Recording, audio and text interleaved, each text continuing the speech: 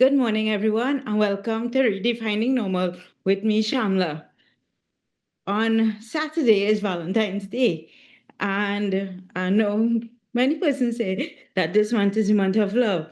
And I have a couple here who both are visually impaired, Trisha Bruce Phillip, Mrs. Trisha Bruce Phillip, and Mr. Shoin Phillip, who is here to talk about their story of what they met and their journey of becoming parents and being a married couple. So, good morning, Good Shoin. morning. Good morning. Shoin, I would start with you.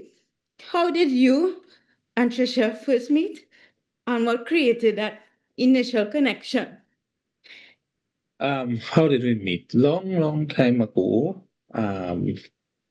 Really can't remember exactly all the details. I think we went to a sports day together or something.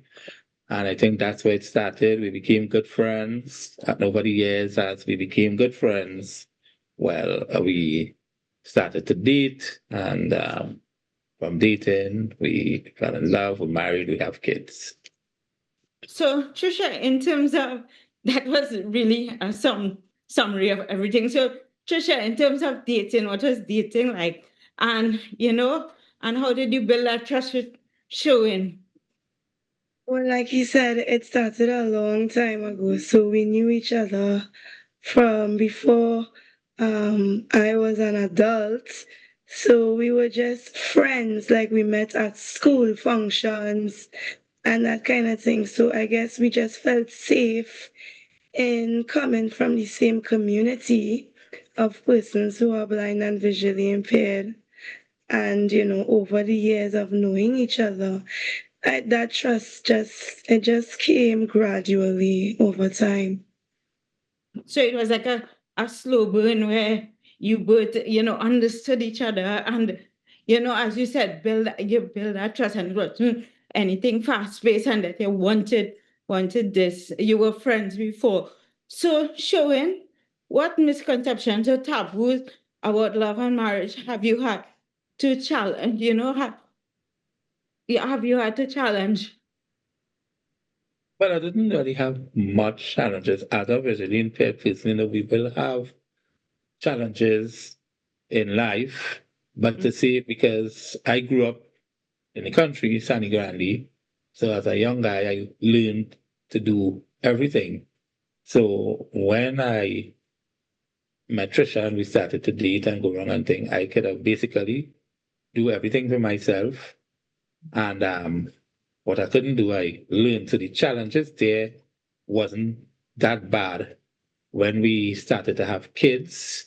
Even that after our first son, it for the first few months it was a bit challenging because Trisha young, I young, and we had to do it most of it by ourselves. But eventually we got through and we got there. So Trisha, what does partnership and teamwork look like in your marriage? Oh, well, we do everything like he said. So when we started actually living together, I would have been pretty young, so I would have learned to cook and all of that from Sherwin and even his grandmother. So we do everything. People might think that I am the female, so I'm doing the cooking, but Sherwin does most of the cooking. Although I could cook, he loves cooking more than I love the kitchen. So people would have that stereotype of gender roles. Um, but we just do everything. He helps with the children in the same way that I would as well. So if he has to wash clothes or bathe a baby, he's able to do that. So, in terms of, can I ask, how many years have you been married? This year will be 16 years we've been married, but Congratulations. we have been living together for some time before that.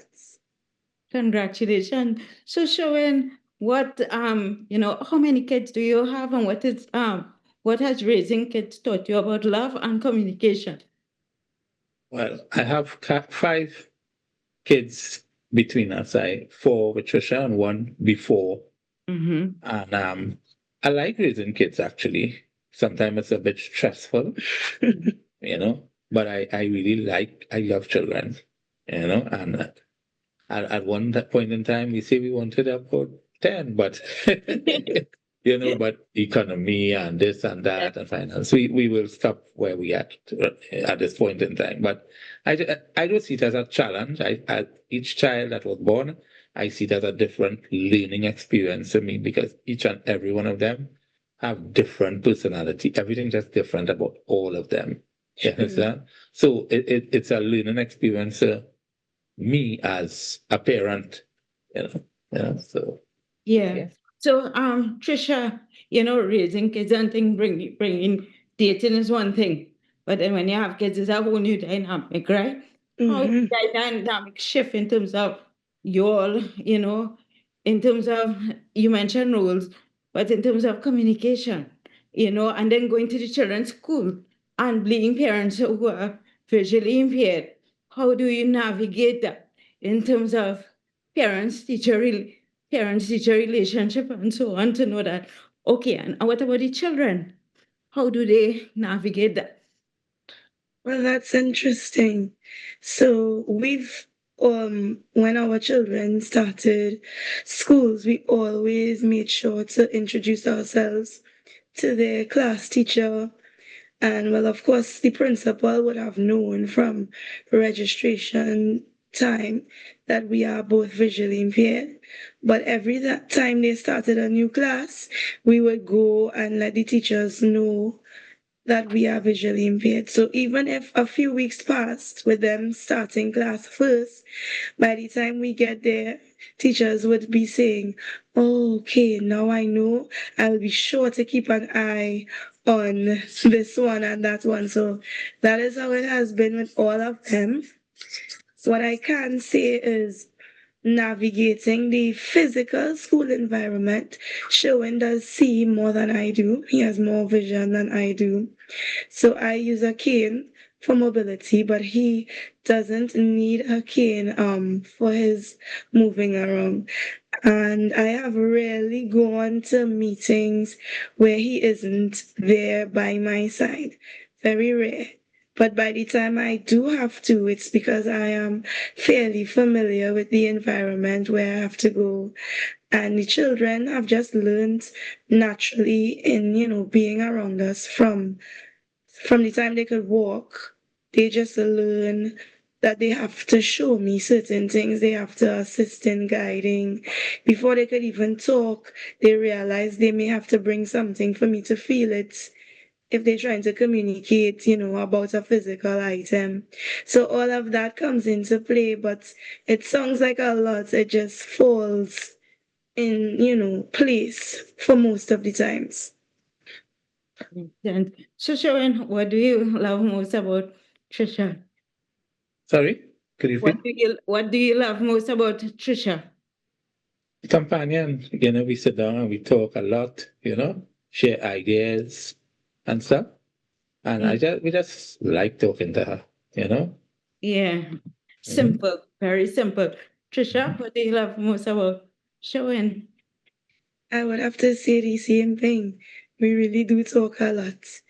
I feel like for the most part, we feel like we are each other's, confidant or best friends. So while we, as a couple, of course, we would have, challenges here and there. We may have disagreements, but we feel so safe to know when we come home after a stressful day, we could just sit and talk to each other. We can bounce ideas off each other, get Yeah. advice on how to handle situations, and that's what keeps us going every day in this challenging walk of life.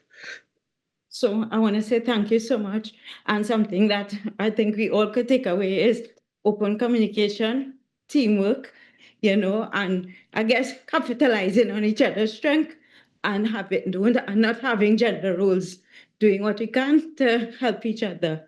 And I think that will create a successful relationship. And you guys are definitely exemplars and continue. And I wish you all the best throughout the journey with you and your children. So Thank you. thank you so much. Thank you. Thank you. It's a pleasure. So, guys, with that being said, I want to say thank you so much for tuning in to this week's segment of Redefining Normal. As I always say, be good, do good. Bye, everyone.